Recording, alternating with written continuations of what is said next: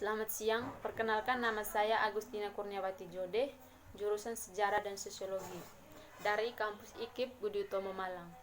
Baik, di sini saya akan menjelaskan materi kelompok kami yang berjudul Kajian dan Tinjauan Sosiologis Desa, Desa Agraris dan Desa Maritim, serta Masyarakat Kota dan Prospek Perkembangannya.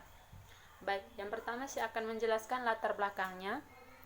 Masyarakat adalah sebuah komunitas yang interdependen atau saling tergantung satu sama lain.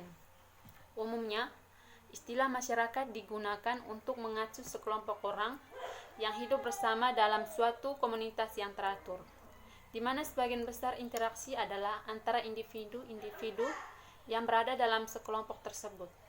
Melihat dari berbagai aspek kehidupan yang terjadi di masyarakat pada saat ini, masih terjadinya beberapa fenomena pergeseran nilai, norma, serta adat istiadat. Kaitannya dengan pemahaman tentang masyarakat desa dan kota. Hal tersebut dapat ditinjau dari ilmu sosiologi, di mana yang menjadi objek masyarakat yang dilihat dari hubungan antar manusia dan proses yang timbul dari hubungan manusia di dalam masyarakat. Sekarang saya akan membahas materinya.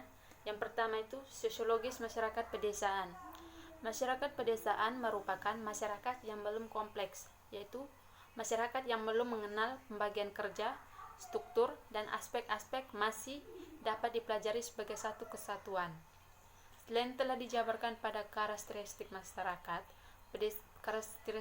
pedesaan di atas, masyarakat pedesaan juga memiliki ciri-ciri spesifik sebagai berikut. Kehidupan keagamaan cenderung lebih kental dibandingkan di kota. Orang kota pada umumnya dapat mengurus dirinya sendiri tanpa harus bergantung pada orang lain.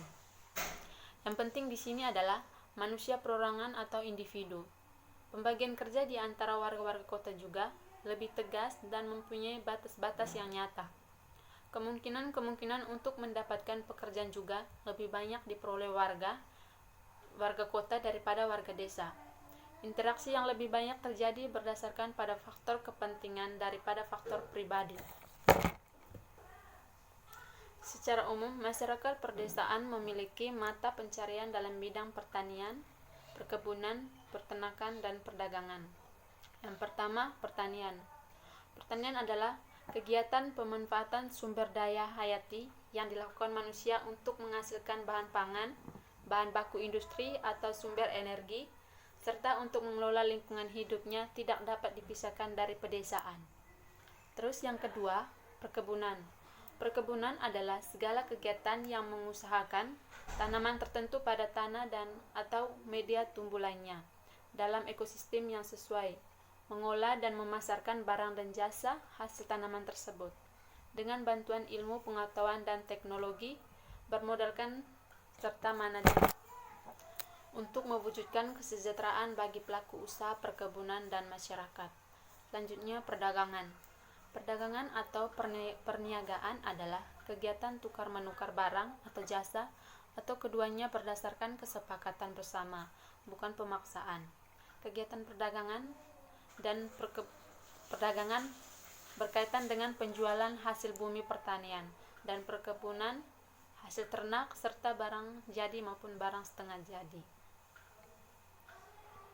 Yang kedua, sosiologis masyarakat kota.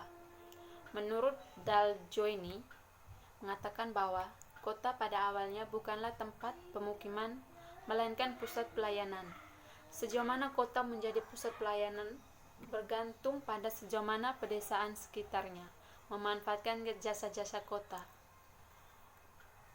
Menurut Joubert dalam Daljoini, melihat lahirnya kota lebih dari timbulnya suatu golongan spesialisasi non-agraris, bahwa orang yang berpendidikan merupakan bagian penduduk yang terpenting.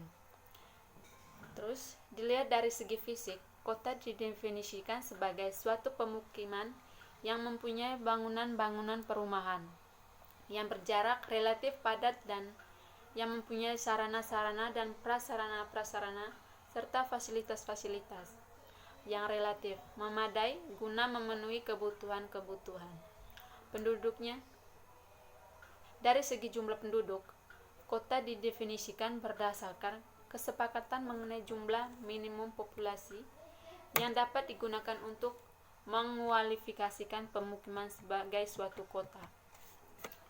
Kota dapat dilihat pada cirinya, yaitu yang pertama, peranan besar yang dipegang oleh sektor sekunder atau industri dan tersier atau jasa dalam kehidupan ekonomi. Yang kedua, jumlah penduduk yang relatif besar. Yang ketiga, heterogenitas susunan penduduknya. Yang keempat, kepadatan penduduk yang relatif besar. Kota dapat memberikan pelayanan penting bagi mereka yang ada di dalam kota maupun yang tinggal di sekeliling kota, atau juga bagi mereka yang melakukan perjalanan yang singgah serta berdiam sementara di kota tersebut. Kegiatan fisik dalam kota memerlukan perhatian yang perancangan sesuai fungsi masing-masing.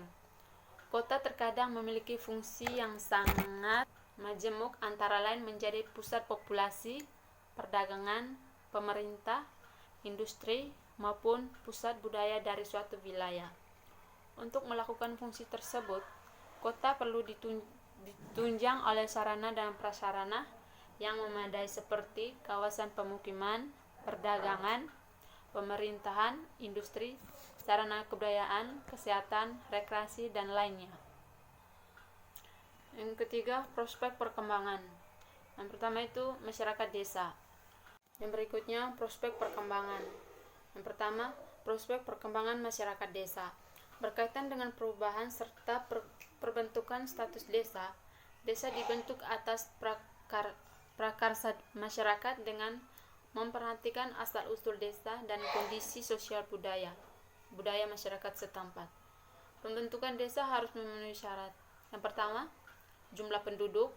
Yang kedua, luas wilayah. Yang ketiga, bagian wilayah kerja. Yang keempat, perangkat desa. Dan yang kelima, sarana dan prasarana pemerintah. Pembentukan desa dapat berupa penggabungan beberapa desa atau bagian desa yang bersandingan, atau pemekaran dari satu desa menjadi 2 desa atau lebih, atau pembentukan desa di luar desa yang telah ada. Pemekaran dari satu desa menjadi 2 desa atau lebih dapat dilakukan setelah mencapai paling sedikit 5 tahun penyelenggaraan pemerintahan desa. Desa yang kondisi masyarakat dan wilayahnya tidak memenuhi persyaratan dapat dihapus atau digabung.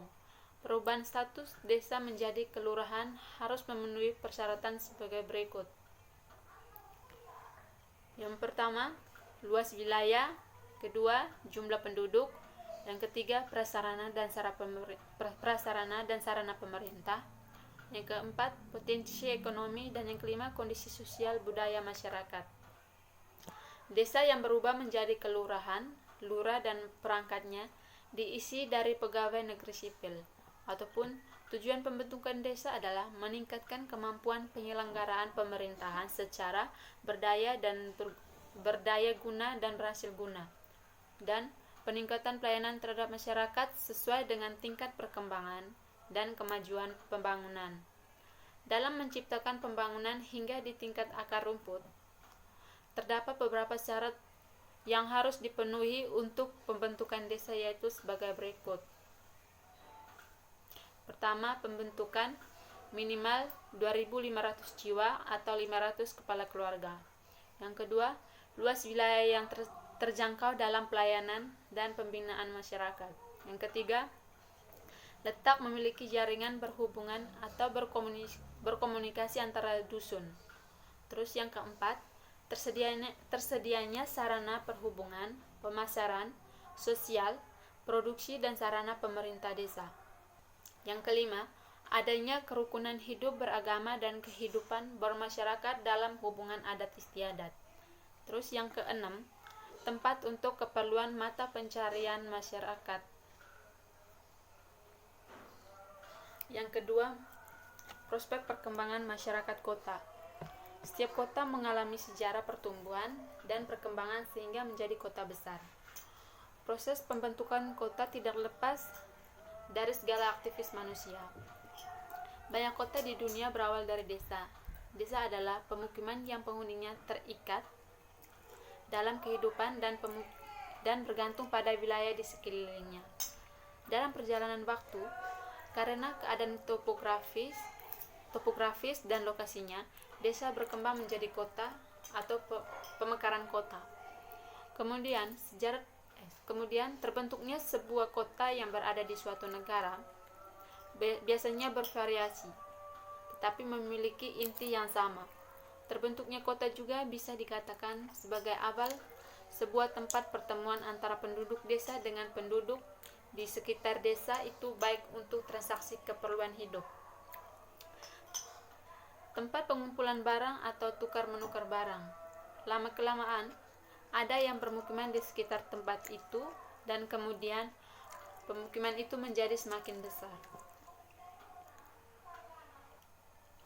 Menurut Gideon Stolberg dalam Es Menno dan Mustamin Alvi, menjelaskan bahwa ada 3 tingkatan pergerakan masyarakat manusia hingga menuju masyarakat kota, yaitu yang pertama, perubahan feudal society, yaitu masyarakat feudal sebelum adanya atau menjadi kota-kota. Yang kedua, preindustrian feudal society, yaitu masyarakat feudal sebelum adanya industri. Yang ketiga, modern industrial feudal society, yaitu masyarakat feudal dengan industri maju. Menurut J.H.D. Gode dalam Es Menno dan Mustamin, menjelaskan sebuah masyarakat berkembang sebagai masyarakat kota memiliki beberapa faktor sebagai berikut. Yang pertama, jumlah penduduk keseluruhan. Yang kedua, penguasaan atas alam. Yang ketiga, kemajuan teknologi. Dan yang keempat, kemajuan dalam organisasi sosial. Dilihat dari pemanfaatan ilmu pengetahuan dan teknologi, perkembangan kota terdiri atas 3 tahap. Yang pertama, fase teknik.